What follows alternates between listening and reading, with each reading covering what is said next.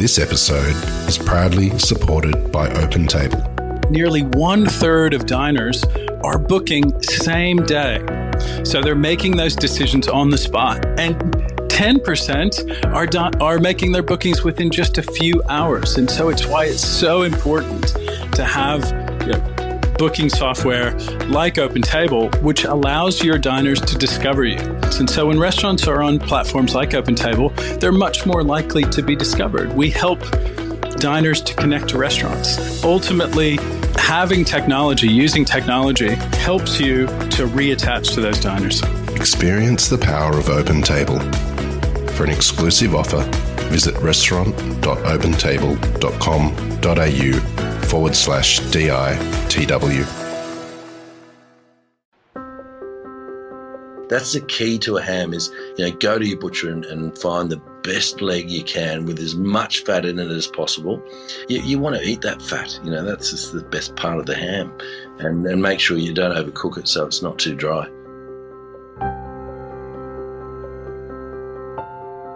This is The Crackling. I'm Anthony Huckstep. The paddock to plate ethos seems almost commonplace these days, but there are some that have fostered a greater connection to those that produce our food and those that cook it, long before it was widespread. Matt Moran is one of Australia's most influential chefs and restaurateurs, and a firm believer in the ethos. But he's also a fourth-generation farmer, who over the years has developed an even greater connection with the land, and now he's even farming pigs. Matt, you're one of Australia's most celebrated chefs, but you're also a fourth-generation farmer. Tell us about that. Yeah, look, it is, and it's kind of it's a funny one because, I got into cooking when we weren't living in the country. We came from, I was born in Tamworth, and then we had a dairy farm at Badgerys Creek. And then we weren't living on the farms, and I was going to school in Seven Hills, which is near Blacktown. And, it's kind of funny. Dad bought a little place near Taralga, and then we started going back there every weekend. And, then he bought another place, and now we've got the bigger place, which is now my place. Dad's actually moved off the farm, and he's sort of trying to go through retirement. But, farming has become a massive part of my life, and it's kind of funny that going through COVID and everything and spending a bit more time at the farm and now buying the Rockley pub, which we're hoping to get open by Easter. We're renovating it, and having a lot more to do with the farm and being out there a lot more, and I've got a new guy who's starting in January, who's going to be the farm manager, and we've got all these great ideas that we want to do with the farm and commercialise it a little bit in a sense, but also be very careful and very mindful of what we do and how we run our animals and how it all sort of swings back into the restaurants. Hence why we started doing pigs. You've been a driving force for many years on paddock to plate. And the ethos behind that. When did that sort of spark for you and become really important to what you do? Look, I think, I think it happened a lot earlier than I thought it did, and the reason being is that I know that we did it pretty tough on the land. And, and then sort of, being a chef and seeing prices that were around, 20 years ago, and how cheap lamb was and how cheap beef was, and knowing how hard the farmers worked and how much they put into it. And even my father, for that instance, how hard he worked, and the big guys would come in, the supermarket chains, and they used to buy stuff from the paddock from us and just say, well, we'll give you this. And there was no real bargaining with it all. It was just like, that's what you get in bad luck. And then, walking into a supermarket and seeing the prices that they were charging and think, God, someone's making a lot of money out of this, and it's not the bloody farmer. Hence why, I really wanted to make that TV series Paddock to Plate, which, I was part of the production and ownership of it. And we even had someone actually come along and want to sponsor it and give us all this money. And I'm like, hey guys, we can't do that. I said, we're about to make a TV show promoting. Don't get me wrong, I'd like to make money, and it would have given me a lot of money also, as an ambassador for them. And I won't say who it was because I don't think it's fair, because we turned it down. But here I was about to make a TV show, showcasing these beautiful farmers and how passionate they are and how much they love what they do, and at the same time about to take money off someone that's actually screwing them. And I just thought, I can't do that. It's just not in my ethos to take some money from someone and then promote the farmers that are getting ripped off. A great example was, there was a guy that I met in South Australia who was growing avocados, but he had all these pumpkins, tons of them, and he was growing them, and they were all picked and they're all sitting in these crates. And I said, what's happening? And he said, I just sold them. He said, I got stuck with them, and I had so many of them, and I asked one of the big guys if they wanted to buy some, and they came out and they said, look, you know what, we'll do you a deal. And we'll special them in Adelaide in all the stores, and we'll give you 39 cents a kilo for them, but you have to pay for the freight. And then he went in the next week, and yes, they were specialing them, special pumpkins, special price, $2.39. So they were making $2 a kilo. He was making 39 cents, but he had to pay for the freight.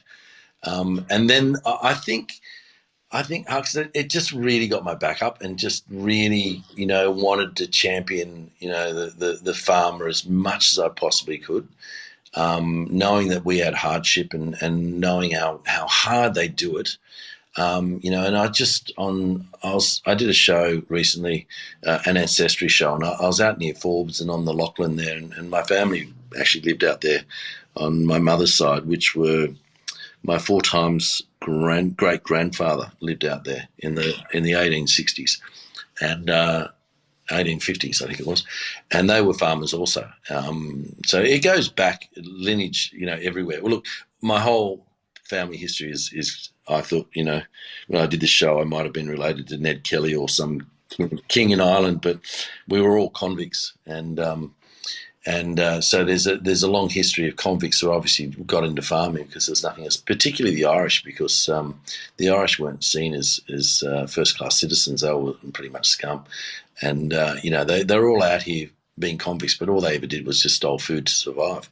And it's funny because one of my ancestors that came out on a boat stole a bit of pork. So it's come around full circle. Not that I stole my pigs, but I do love a bit of bacon, actually. Look, the paddock to plate thing is really important to me. It's probably just as important as anything else now, because I'm heavily into farming, more so than ever, and buying the little country pub out there near the farm, and about to renovate it and open it, and I really want to do more on the farm to service that pub. But not only that, I'm really keen on the locals out there, of using whatever I possibly can. And, this little country town doesn't have a lot going for it now, but, I'd love to see a farmer's market and get all the guys that are selling. There's a lot of fruit and vegetable growing out in that area, along the Macquarie River.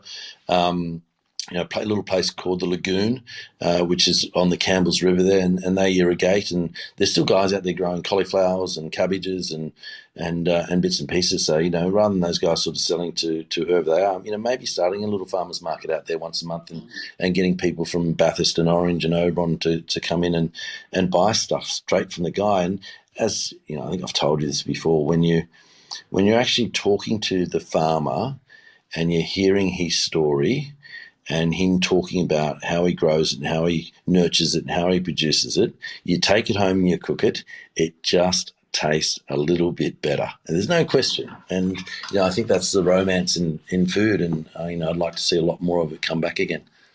You have some of the most influential restaurants in Australia's culinary history. This connection that you fostered with producers, did that change the way that you cooked and what you served in restaurants over the years?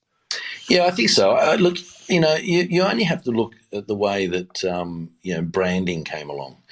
and you know, we never ever, you know, 25 years ago I started cooking. Can you believe 37 years ago? You know, I try to tell people I was only 2, but I wasn't. You know, and you know, back in those days when we started, you know, we had beef fillet, we had, you know, whatever we used, it was just called, you know, chicken breast, chicken thigh, whatever it was, you know, pork rack, whatever. It was never known as anything but that. And I think, you know, everyone started realizing that, wow, you know what, if I brand my product, and you know, and it's a bloody good product, everyone's going to know it and they'll recognize it when they go to these restaurants. And I think restaurants and chefs were obliged to actually promote it. And I think Neil has been a very big supporter in this, is where, you know, you look at people like David Blackmore Wagyu and, you know, and Sher Wagyu and whatever it was, you know, you put it on your menu, people identify with it too straight away, and they go, right, well, you know, there's you know, David Blackmore's Wagyu. I know that name. I know it's won lots of awards, and I know it's going to be amazing. So I want to buy that.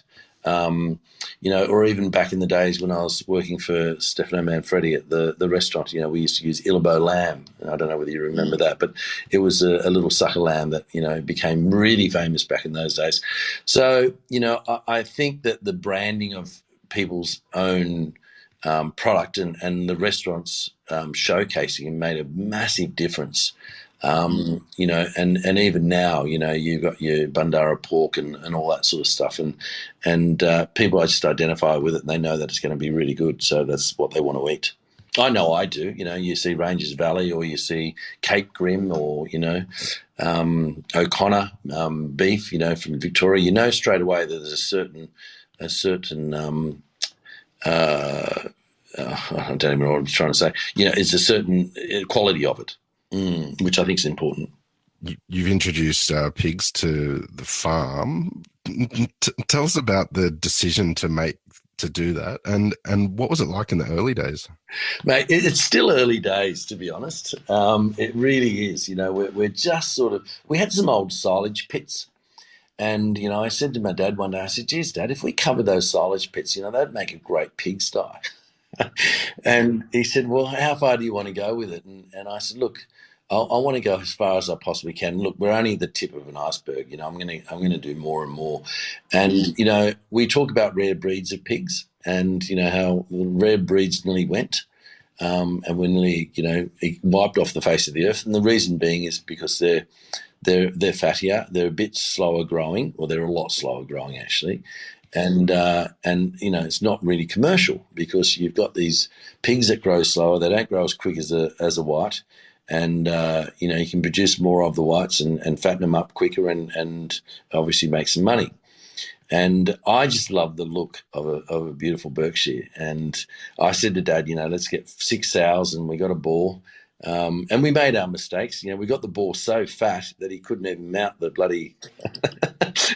It was too funny. It's just like the poor old bastard couldn't get on him, and so, you know, I had to get rid of him, and then I had to get another one, and then the sows got big, and we're learning as we go. I've got a heap of little ones. I've got about 30 little ones running around at the moment, and you know, I'm going to try and get the males out for Christmas and do little sucklings, and then the females I'll grow out a little bit and serve that in the restaurants, and probably make some salami and some prosciutto. We've been making salami for Chop House, and branding it, and it's been a lot of fun, but I'm learning a lot about it, and I've got a little bit of country there for them that, you know, I want them to be more free range than what they probably are at the moment, but I'm waiting for my guy to start and making sure.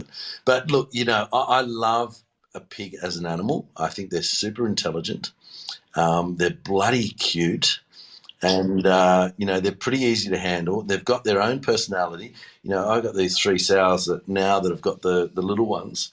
And, you know, we had them since they were tiny little ones. We get them out near Forbes, and there's a champion guy there that you know, wins all the shows every year, and got a pretty good relationship with him. So, you know, we buy a few through him, and we'll start breeding our own and just get more boars as we go along. You know, I don't want too many, but I'd like to see probably, you know, 50 to 80, you know, sort of sort of, maybe 50 sows, see how I go.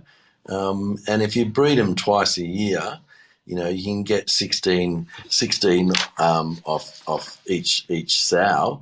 And, if you've got 50 of them, that's about 800 pigs. So, have a bit of fun. But I've got to find a market for them too, because they're not cheap to breed. And, and they've got a lot of fat on them, because they're 100% Berkshire, and, they take a little bit longer to fatten up, but they get a lot bigger, and they've got a much more fat on them. So a lot of people don't want them. They think that they're too fatty, but the flavour of them, it's just so bloody good. It is so good. I just love it. Tell us about the environment that they live in and the region. Why is it so good for Berkshire pigs?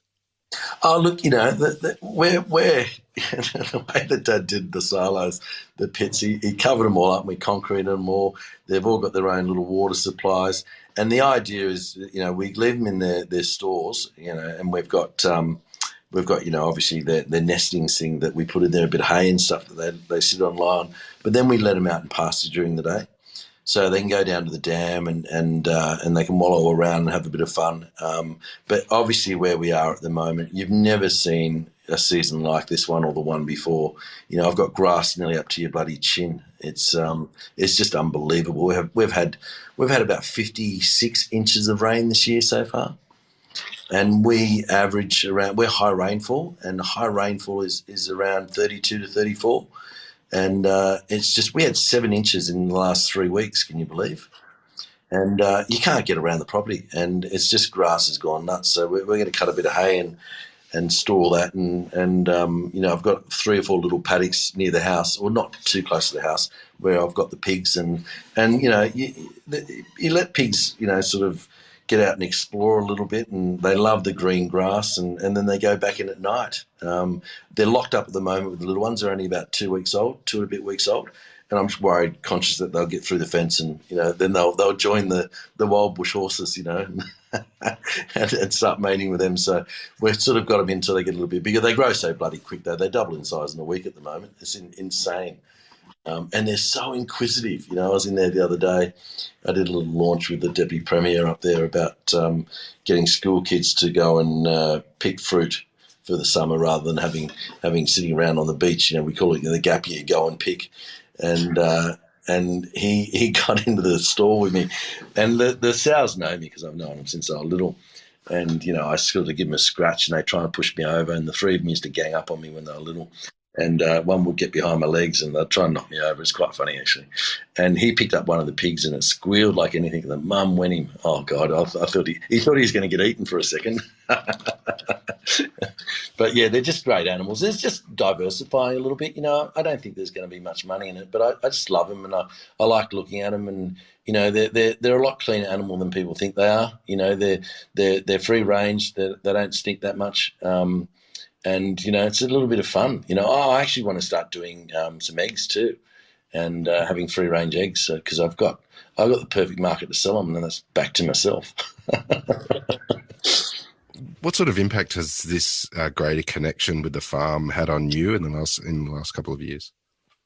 Oh, look, I've always loved the farm, and anyone that knows me knows that. As my partner always says, the minute I go through that gate, I'm a different Matt Moran. It just seems everything sort of, there's no weight on the shoulders anymore, and it's a different Matt. It's farmer Matt, I suppose. And yeah, I just love it, and I love the connection with the land, and I love farmers, and I love space, and I love my animals, and I think with anything that you're breeding, whether it's lamb or beef or pigs, the more you look after them, the more that you always keep them moving forward. And what I mean by that is, any animal that is going on a trajectory that is getting bigger and fatter and happier, it's better meat. If you let your cattle, go backwards for a month, you'll never get them back again. And it's just, and this, my father's always told me this, and I've learned from that, is that you never overstock. You always make sure you've got plenty of feed. If it does go dry, you've got enough hay. And if you don't, you get rid of them while they're fat, and you don't let them, I see some farmers around the country and around the area that, when they go a bit dry and they don't have as much feed, and you can see that their animals lose condition, you just don't see them ever come back from that. So the trajectory always should be, moving forward and not going backwards. And, I love that part of that. And I love my animals, and I love my farm just in general. I've just put these 8 big beds in. I'm going to start doing veggies up there. But also I'm thinking of doing a little market garden up there. I've got a girl that I've met who used to work for the guy that used to grow all the cauliflowers and the cabbages down the road. And she grows flowers at the moment. She's very passionate, and she's contacted me, and I've said, look, this is what I want to do. I want to start growing some veggies for the pub and even for the restaurants. And she's like, I'm up for it. So we can get a little bit of irrigation down there too, because it's near the creek and I've got heaps of water. So, yeah, have a bit of fun, bit of ball. As a chef, what's important to you in a pig for cooking? Look, it's it's all about the breed. I think is really important, and I think the fattening of it is really important. The butchery is really important. And I don't mind putting a little bit of age on pig. If you go into America and Europe, they age their pig for a couple of weeks, and it just develops a little bit more flavour. And I think the fat content is always key. If you're going to have a skinny, runty pig, it's going to eat tough and horrible. I had some people, I don't know whether people look. You've got foodies listening to you, so it'll be all right. So. The other day I had a heap of people come up to the farm, and they were staying, because we haven't started renovating the pub yet, but I've got 9 rooms up there, and they've all got their own bathrooms, and I've had a few people come down and stay with me, and they all really wanted to see the little ones. So I went out there and I showed them the little ones, and they were having a great time and loved them. And we get back to the pub, and they say, so what are you cooking for dinner tonight? And I said, I thought we'd have an ode to the Berkshire, so I've got a rolled porchetta. Should have seen their faces. But, once I started cooking it, and the thing is with porchetta, which is basically the belly which has been rolled up, is, having heaps of flavour in there, a bit of stuffing, lots of salt and sage and thyme, and rolling it in salt and hitting it with it and making sure it's nice and crispy. And I think it was on my Instagram the other day. Someone put it up. But, yeah, it's about pig. You either cook it slow and then heat it really hot at the end and get the crispiness, or you get it really crispy and slow it down and cook it really slow. But you need that hot heat to get that beautiful crispy skin. That's really important.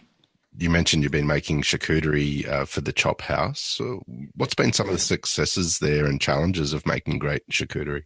Yeah, look, it's all about the fat and fat content and how much you get and good quality of it. And we've been doing conjunction with a guy, Laura, who Laura used to be the head chef at Chiswick and the Art Gallery and Opera Bar. She's now she's my sort of group chef, so she's been with me over 14 years, and she's in the office with me, and she sort of controls all the chefs and talks to them and does all the menus, and she's this fair-headed, curly-haired girl who is full-on Italian, and both her parents are from Italy, and they came out here when they were young. And the father is a concreter, and they grew up near Bringelly out that way, Luddenham. They've still got a little bit of land there. And he makes his salamis every year, and they get their own pig and they do it.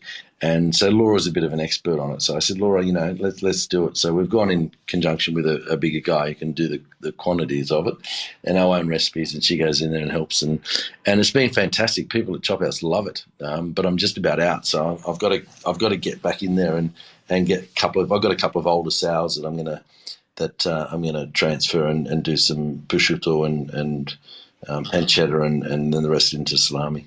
Might even use the mids actually and special them somewhere, maybe Chiswick, I'd say. You mentioned pork belly with the porchetta. Is there any sort of secondary cut that you like in the pig? And is there a way that you can tell us that you love cooking? Yeah, mate, there's no question. One of my favourite things to do at Christmas time is what they call the Boston butt. And Carmichael used to do it at, and I think Ben Greeno used to do it too, which was the Boston butt, which is the square of the shoulder. So you hear Boston butt, you think straight away it's going to be the arse, but it's not. It's actually the square of the shoulder, and slow cooked, and you can pull, like pulled pork. Or what I even do is I brine it for Christmas every year, and leave the skin on, and then let it dry out as much as I possibly can. I just roast it like a brined roast pork, and it is just the best cut. And the reason being is because same with lamb. Like lamb shoulder is much better than leg because it's not as lean. It's got that beautiful fat all the way through it. And same with pork. You slow cook it enough and then crisp it up and get that beautiful crusty, crispy bit on the outside. But it's got beautiful fat content in it, much more than the leg. And I think it's definitely my favourite. The great thing about Christmas time is, I always do a turkey, I always do a ham, I always do a goose that Maggie Beer generally gives me, and I always do a bit of roast pork, and all the leftovers. Like, there's so much food, there's no way we can eat it all on Christmas Day. But what it does do, it gives you food for between Christmas and New Year for leftovers. With the pork, you can pull it and make tacos. The ham, you can make croque monsieurs. The turkey, you make sandwiches. There's never any goose left because my kids love it.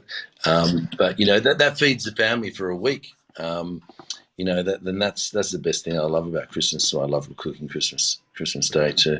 Well, you mentioned that the ham, which is very popular, and we're almost at Christmas as well. Is there anything special that you do with a ham?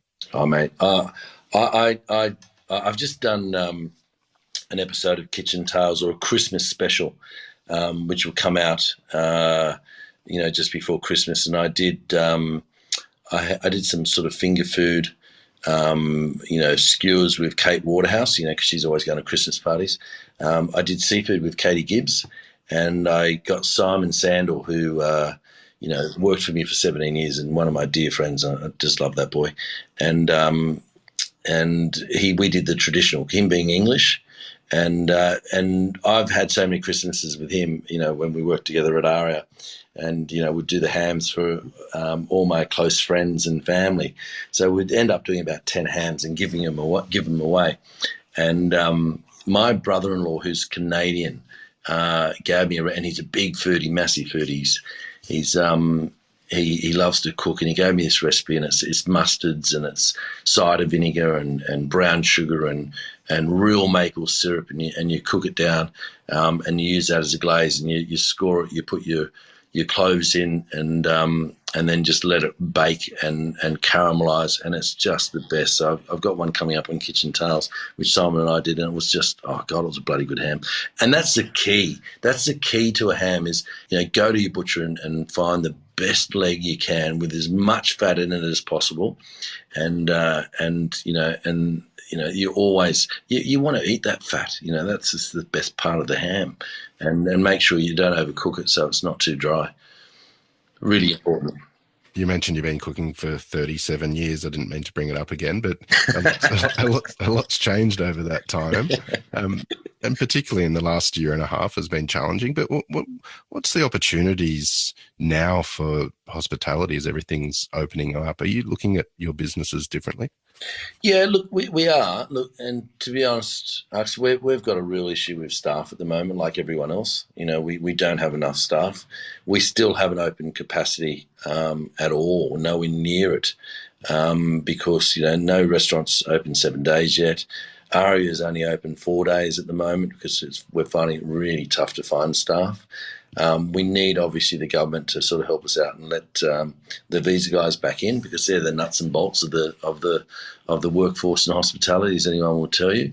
We're looking at our businesses differently as to where we can minimise our cost, but also at the same time, we've got to be aware that we're still in an industry that's very competitive.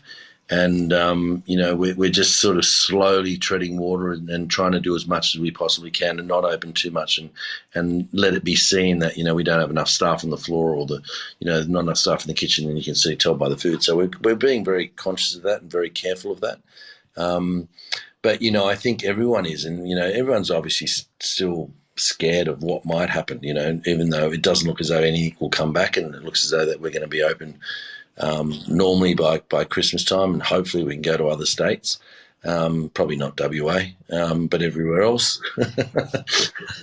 Unbelievable, isn't it? Anyway, let's not get into politics. But yeah, I think that we are, and I think it's probably made me look at different stuff. Hence why I've been at the farm a little bit more and doing a country place, and I want to sort of be part of that, bringing that town back to life. I think, and having a bit of fun at the same time. Having fun, I want to have fun.